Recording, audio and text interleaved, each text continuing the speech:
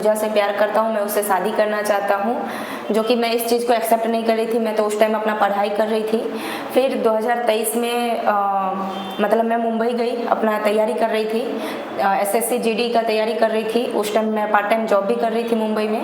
2023 की बात है, अप्रैल में मैं गई थी।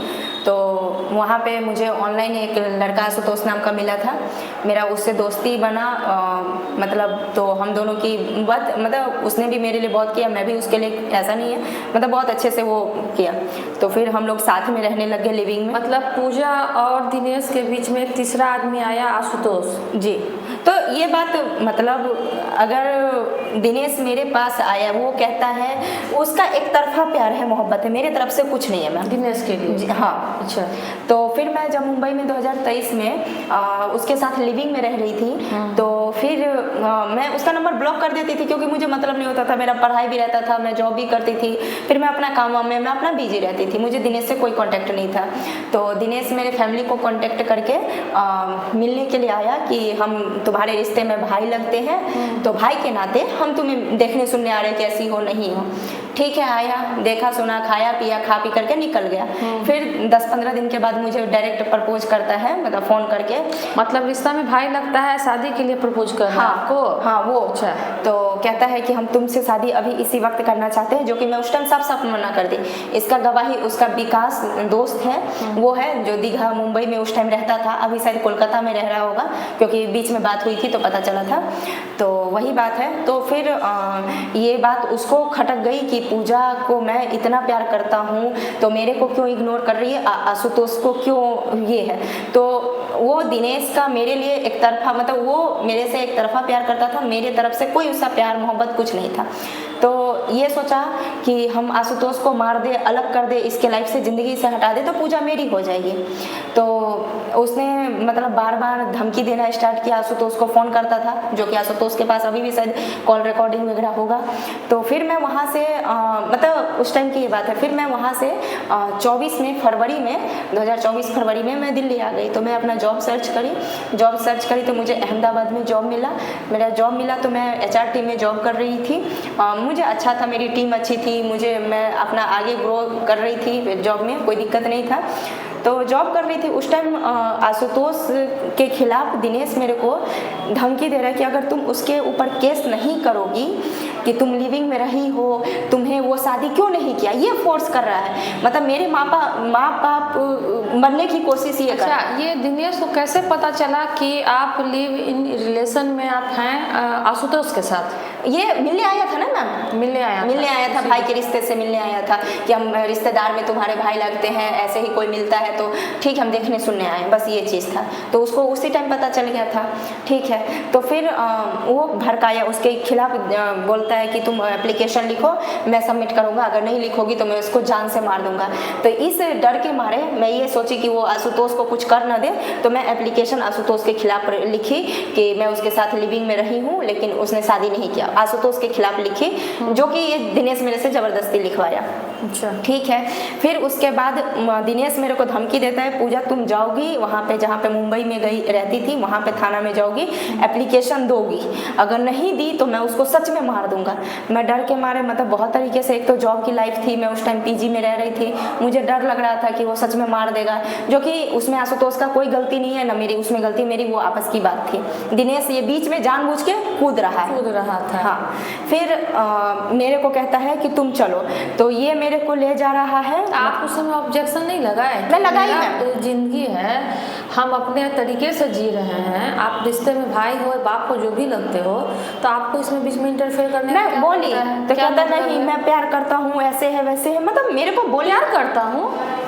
हाँ, दिनेश अभी भाई बोल रहा है, फिर उसके बाद तुरंत आशिक बनने के लिए कोशिश कर रहा है। हाँ, आपको उसको शर्म नहीं लगा है? मैंने उसको बोला कि भाई तुम एक तरफ से भाई का रिश्ता है तो तुम उस चीज को मानो ना, मैं तो वही चीज मानती हूँ।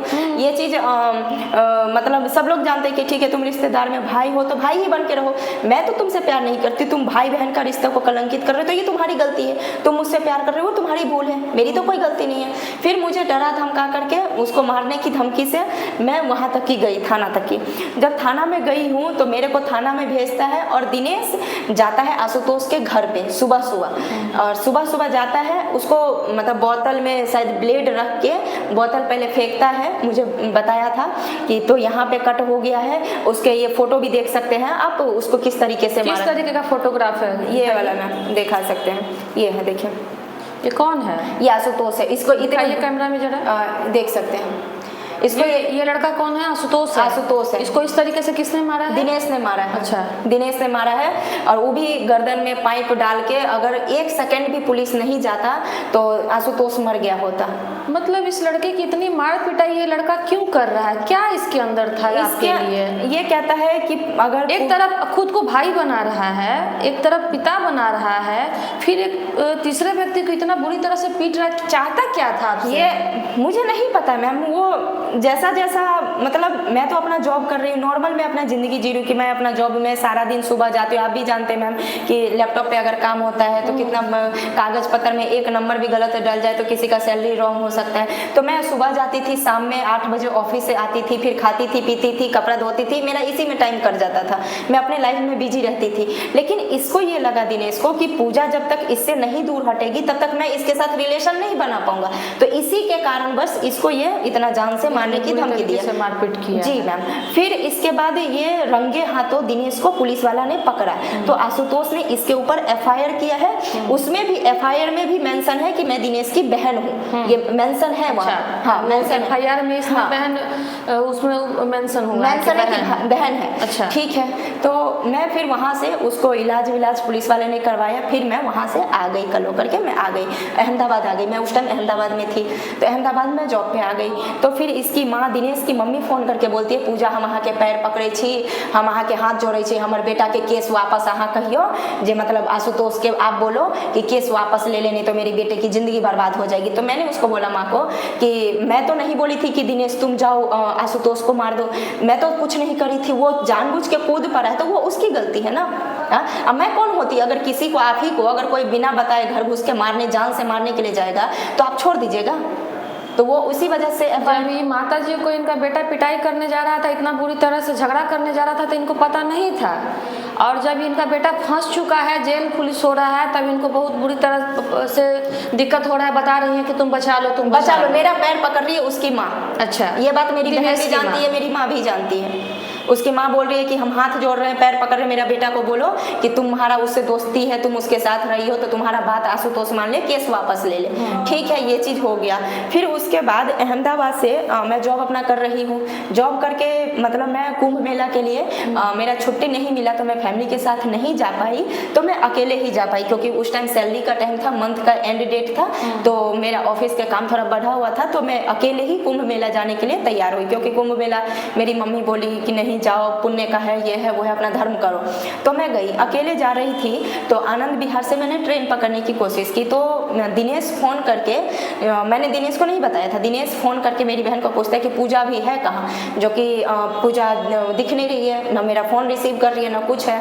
तो दिनेश पता करके मेरे साथ आनंद विहार पे आता है। तो ट्रेन 3 घंटा लेट थी, मतलब कुंभ के वजह से। तो ट्रेन 3 घंटा लेट थी, तो दिनेश फ़ोन चला रहा था उस टाइम। तो FB के मैसेंजर या फेसबुक के मैसेंजर, मतलब क्या बोलते हैं, इंस्टाग्राम के मैसेंजर में मैंने देखा दूसरे लड़कियों से कम बहुत सारे ऐसे लड़की है जो एज में कोई बड़ी है, कोई मतलब डांसर है, कोई ऐसी लड़की है जिसको कहता है कि भाई तुम वीडियो कॉलिंग, हम तुमको पैसा दे रहे हैं, तुम अपना वीडियो मतलब बॉडी दिखाओ। वो चीज़ मैंने मैसेज में पढ़ा। फिर गंदे तरीके से बात कर रहा है कि किस दो, ये करो वो करो, बहुत तरीके से। तो वो सच, मतलब 9 साल से वो कहता है कि प्यार करता हूँ, ये सच मुझे नहीं पता था क्योंकि हम दिनेश से कभी मिलते जुलते कुछ नहीं थे।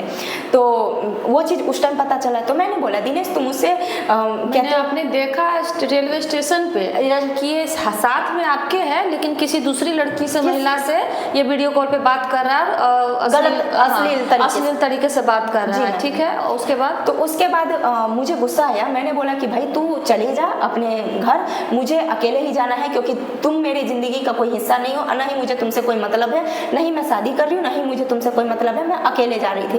फिर भी वो ज़बरदस्ती मेरे को बोला मैं जाऊँगा। तो छीना झपटी में उसका पुराना फ़ोन था, फ़ोन का टेम्पर उखड़ा हुआ था पूरा, मतलब चनका उनका था टूटा हुआ, तो गलती छीना झोटी में मतलब हाथ से गिर गया।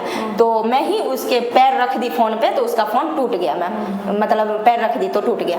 ठीक है, फिर भी वो ज़बरदस्ती मेरे साथ कुंभ मेला गया। कुंभ मेला में मेरे ऊपर भरे मेला में मेरे ऊपर हाथ उठा देता है ऑटोमेटिक। अच्छा। मेरे को मारता है, मतलब गाली दे करके मारता है। फिर मारने वक्त में मैं कपड़ा संभाल रही थी, तो उसने मेरा फ़ोन छीन लिया उस वक्त में, तो फ़ोन छीन करके मेरा फ़ोन तोड़ दिया जानबूझ के। नहीं भी टूट रहा था, मेरा नया फ़ोन था। मतलब बिना फीस का वकील बन रहा है, जबरदस्ती जबरदस्ती वाली बात हो रही है। ना हम आपके साथ जाना चाहते हैं, ना ही आपसे मतलब रखना चाहते हैं, लेकिन फिर भी आप हाँ, हमको आपके साथ चलना है, आपके साथ जबरदस्ती करना है। ठीक, तो दिन दहाड़े गुंडागर्दी हुई ना। हाँ ठीक है। तो क्या बोलते हैं, फिर मैं वहाँ से ये बात कुंभ मेला भी मैं बोला था, दिनेश पहले तुम्हारी हकीकत मुझे नहीं पता था, अब पता चल चुका है। तो मेरी फैमिली कहीं और शादी करना चाहती है तो मैं वहीं करूँगी। मैं तुमसे शादी नहीं करती हूँ, ना ही प्यार करती हूँ, ना ही मोहब्बत है, ना ही तुम्हें कुछ मानती हूँ। तुम अपना रास्ता, भैया मैं अपना रास्ता अलग है, तो तुम दूर हो जाओ। ये चीज़ बोल के मैं वहाँ से अकेले ही कुंभ मेला से फिर मैं यहाँ पे आई अपने घर पे। उसी दिन फिर दिनेश उसी रात में 8:30 बजे जिस दिन मैं घर पहुँची, तो उसी मतलब 16 तारीख को कुंभ में गई थी, तो 17 तारीख को घर पे आई, 17 फरवरी। नाम बताइए। नाम पूजा कुमारी मैम। कहाँ से आई है? दिल्ली से मैम। क्या बात है, संस्था में आवेदन दिए हैं, क्या परेशानी है बताइए। मैम शादी करके अब वो लड़का भाग गया है। अच्छा, कौन लड़का शादी करके भाग गया है? दिनेश कुमार गुप्ता। दिनेश कुमार गुप्ता, अच्छा ठीक है। कब जान पहचान दिनेश से कैसे हुई थी? मैम मेरे दादाजी 2 भाई हैं। अच्छा। तो दूसरे वाले भाई के बहू का ननद का ये लड़का है, रिश्तेदार का है। दूसरे वाले दादाजी का, मेरे भाई दादा मतलब मेरे भाई 2 भाई मतलब सॉरी मेरे दादाजी 2 भाई थे, तो दूसरे वाले भाई का बहू का ननद का ये लड़का हुआ। अच्छा, तो मतलब रिलेशन में? हाँ, रिश्तेदार में ही है। तो सेम कास्ट का है लड़का, और आना जाना लगा रहता था। ये मेरे को 2018 से जानता था। आना जाना लड़का के साथ ही, इनके फैमिली से? हाँ हाँ, फैमिली नहीं, रिश्तेदार में, मतलब वो मौसी के घर जाना आना ये सब लगा रहता था, क्योंकि रिश्तेदार में है तो आना जाना था। क्या हुआ पूरा डिटेल में बताइएगा। मैम 2018 से ये मतलब उसी टाइम से कहता है कि मैं किसी भी तथ्य की पुष्टि चैनल नहीं करता। वक्ता के विचार स्वतंत्र हैं। यह वीडियो समाज में जागरूकता हेतु रखा गया। पीड़िता के लिखित अनुरोध के बाद ही वीडियो प्रदर्शित किया जाता है।